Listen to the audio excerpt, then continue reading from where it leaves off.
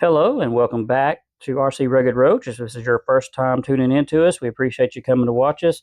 I'm here with my friend and my helper, Angel. She's a good cat and she always looks forward to helping me on the course. Anyway, so this is the second half of the Mayan Ruins and Jungle edition here that I'm doing, expansion. At first, I was going to put this little bridge here, like a swinging bridge type thing, and just build up each side to come up to it. However, that just seems a little boring to me. I mean, I've already glued it down, plastered it, but I'm going to rip that up. Guys, it's okay to change your mind and to kind of scratch what you were going to do and start over. So what I'm thinking now is this back portion here is going to be some ruins with an angle. We're going to get some side hill action going on here to challenge us. We're going to also try to put somewhat of a steeper side hill in the front if we can. I do have to make sure I'm able to get down to start that ascent over there. This one as well. Now this one's not going to be a problem. I've already planned that out. It was in my original plans. So anyway, we're going to scratch the bridge here. We're going to make some new plans, and hopefully we're going to get some nice side hill action. We'll probably, like I said, add some more ruins up here, and then maybe kind of a dirt hill look or something there in the front. Stay tuned, and let's begin the second half of the Mayan expansion. Let's get it. Here we go with this course expansion that I was talking about, with the staircases, the side hill we're going to have with some ruins. This is simply, I went to Home Depot, bought a 6-pack of some foam boards. This is just the styrofoam stuff. I figured it would be fine for this. So all I did was cut them each layer a little longer for my stairs. They're not perfect, but these are supposed to look like ruins anyway. So after I cut my 90 degrees, I have a 6-inch extension on the end of each staircase. I used a template of a 30-degree turn to section out the 90 degrees, added my 6 inches here, and then made the stairs all the way up. That's going to be our side hill I was talking about. Now, right now I have that set at 25 degrees. For mini crawlers, I would say the sweet spot's between 25, 30 degrees, depending on your rig and what they can handle. I'm trying to have an even balance here towards it's a little bit challenging, but not so hard for a stock one, or maybe some minor upgrades on a stock rig would allow it to. Now, obviously, that's going to be a big climb there. I'll put some debris or something to help get up on that part, but we're going to try to stay as high on that hill as we can there. So again, this is styrofoam. What I did was, after I cut it, I sanded it off a little bit after I glued all the pieces together, sanded it, used a heat gun to lightly and quickly kind of pass over that to have those loose styrofoam pieces melt. And then I gave it all a good coating of Mod Podge, except for this section here. I haven't done the bottom wall, the top piece, or the back wall. They're still loose cut, and I'm going to show you why in just a moment. I cut my notches in there to make it look like there's been damage over the years. We will kind of highlight that with some black wash, etc., when we get to painting. But yeah, I learned through research that my primer spray paint and my Krylon textured paint I will be using can actually melt this foam. So that's why I put the Mod Podge on there pretty thick to help coat that and to keep it from melting. Now, I may give it a second coat, only on the staircases though, because let me show you what I have in the works for the front wall and the back wall. So I am 3D printing. There's some designers on Maker's World Bamboo Lab, and I just sized this up to fit my needs, and it will replace the styrofoam mock-up here. I'll be doing this in the back and the front. Now, my plate can only print up to a certain size. You people out there with 3D printers understand what I'm saying. A print plate can only handle, a certain size for it to fit on there. So I have to print this in 2 panels. I'll do the same with the front. This is going to be more of a cobblestone type of look.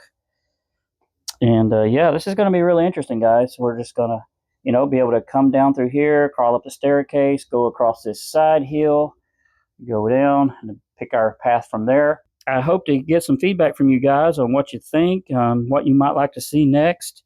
I am kind of running us out of space here right now. But yeah, this course is looking really good. I have really done a lot of work since the last segment you just saw there. So I have the 3D printed cobblestone, so to speak, or stone drive up top now up there. What is this down here, you may be asking? So I decided to create a blue hole. Those good crystal clear swimming holes or bathing holes that they may have utilized way back when. Again, this is going to be focused on being in the jungle and ruins, and we'll talk a little more about that here in just a moment. So you can see the staircases there. Again, that was the foam that you saw there. That is not 3D printed.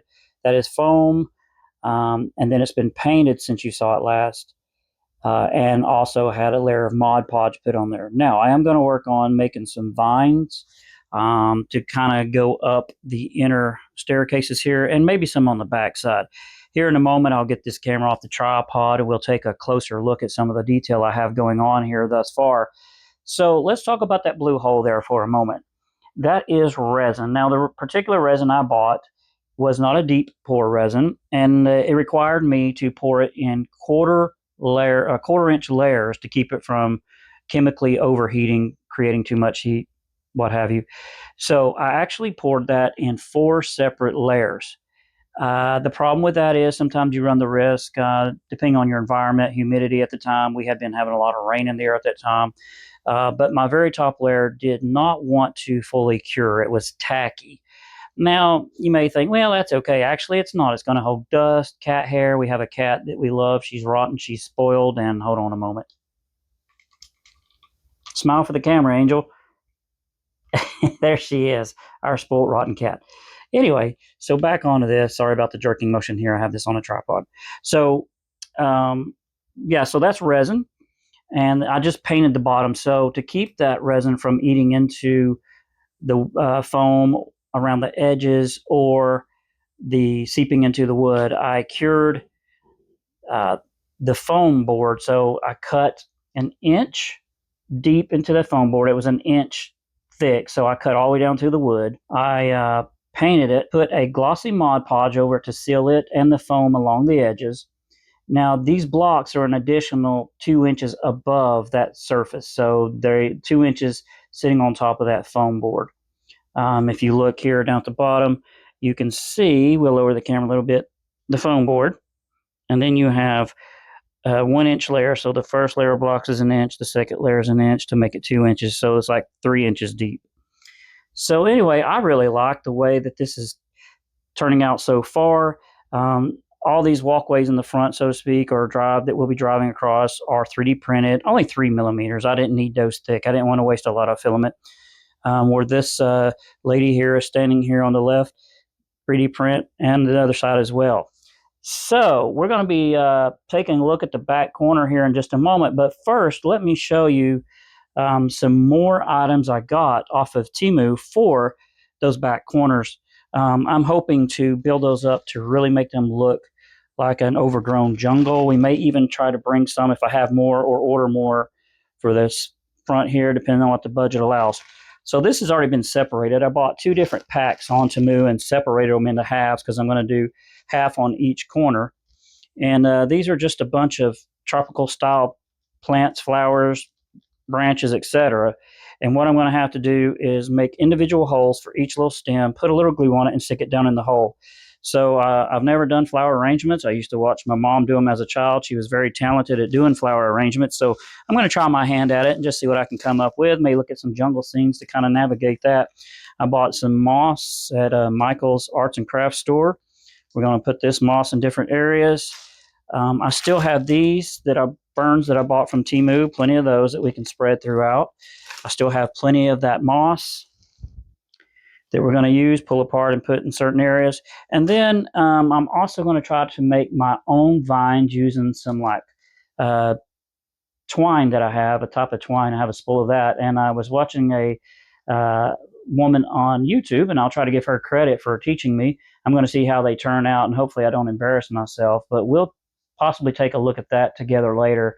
But right now, let's get this off the tripod, or we can at least get this spun around so we can take a look at those back corners. One moment. Here we are looking at those 2 corners. We have one on the left, one on the right. I have some of that fake grass turf down that model railroaders use. And guys, if you're a model railroad, I am sorry. I'm sure that those seams are driving you guys crazy. I'm new at using that. And to me, I'm going to be covering it up with all those tropical plants anyway. I do understand that maybe that can be upsetting to some of you. My grandfather was actually the founding member of the Model Railroaders Club here where I live. He's got a big exhibit downtown. He passed before I was born, but I do get to enjoy his work at a local museum, and I really appreciate my grandfather's work. He was very good at what he did. And we're taking a look now here at some of the vines I put on there. Now, this vine kit is one that I showed that I bought off Temu. I just kind of split it into 4 sections. It's tacky, put it on there. I used a little hot glue to help secure it on there though. And now we're going to take a look at this back corner that I started on. I haven't started the other one as far as these plants go that I got on Temu. I've got a 3D printed cat here. I'm going to paint him up to make him look more realistic and kind of have plants around it like it's peeking through. And how I'm doing it is I have what's called a body reamer. Now these, if you're in the RC hobby, you know what these are. These are for making holes in like polycarbonate bodies, things like that. So I'm just using it to make a hole. Taking my plant, putting a drop of hot glue on the end of it, like this one for instance, and pushing it down in the hole and just kind of winging it here. Again, I'm not any type of flower professional or anything, but I've got me a little alligator here on this side. Now again, this will be sitting on the floor in front of the other piece as you saw earlier in the video. I'm having fun with it. Guys, your acrylic course can be fun. It doesn't have to be all about realism. You can have mixed components of realism and just fun. This is a monkey. Okay, I 3D printed him, and there's several different monkeys designed by different people in Maker's Lab on Bamboo Lab Studios. And anyway, I'm having fun with it. I'm going to have some monkeys watching all this crawling going on. To me, it's a neat idea. It's fun. It adds a little bit of realism. But the whole thing about this course for me is just fun, trying something new with the 3D printer, etc. So this is kind of like my mixed media kind of piece here. Got a lot of 3D printing going on. Now, what is that black thing over the blue hole you saw earlier? It's simply a cover I made. It's just some thin foam board I got at Walmart. I had to cut a hole to allow the head to pop through here, cut it out around her. Over there is fine for him. But this is just going to help keep that clean when I'm not playing, like when I slide under the table to help keep the dust off, etc. Here is some vines like I was talking about earlier that I made. So I have this back corner, in my opinion, done now. And as you can see, that cat is no longer there. I moved the cat up here, took the alligator out, and I'll put a few more plants around that cat after I take him off, glue him. He's not glued right now. We can just pick him up. I need to paint around the eyes. Give him some detail work on his body, even though when you're standing way up and that's even going to be on the floor, you won't really see the detail, but that's just how I am. So anyways, I like that corner, but I changed my mind on this back corner, of course. So instead of having full of flowers like the last one, I think I want to make a little pool for my alligator. So I don't know if I want to fill it with resin. I'm not going to go as deep. I'm not going to go an inch deep, maybe 1/4 inch to 1/2 inch. I'm taking a box cutter now and starting to cut that out. And I may make this one not a smooth bottom, just kind of like a real pond or whatever, where you've got some higher areas. Maybe in the middle will be the deepest. I got to pick this alligator up, give him some detail. And I'm either going to just do like a shallow glossy Mod Podge that looks like just a little bit of water in there, or I may go full resin and make it look like some murky or muddy water. We'll see how it goes. All right, so I did get that cut out using that box cutter, utility knife, whatever you prefer to call it. That was the pink foam board underneath, and all that I've done so far is coated it with 2 layers of like a black primer. So here we are with that little pond pool area, making progress. We took and put a brown coat of paint, different shades of brown underneath. You may be wondering what all the white is. Give me just 1 minute. So we did the brown paints, different shades of brown. Then I mixed Mod Podge and sand and gave a good coating on the bottom. Now what you're seeing is the glossy Mod Podge. We're waiting on that to dry. I did get some aquarium gravel rinsed out, and it is out in the sun drying right now, provided we don't get a storm with rain to re-wet it.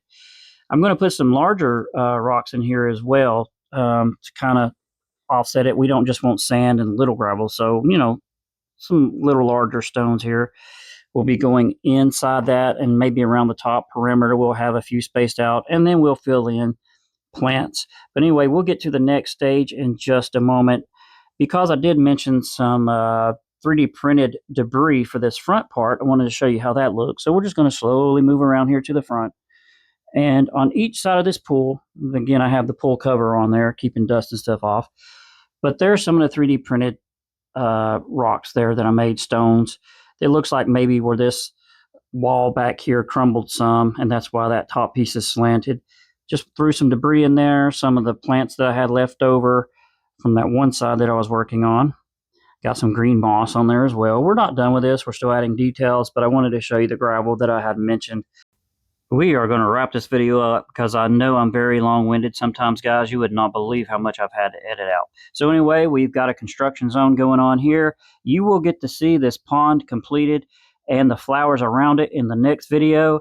I have taken way too long to get a video out to you guys, so we just have some plastic in here in place while we dry some resin down there or let it dry on its own. Come back and see us at RC Rugged Roach. We always look forward to having you. Goodbye and have a blessed day.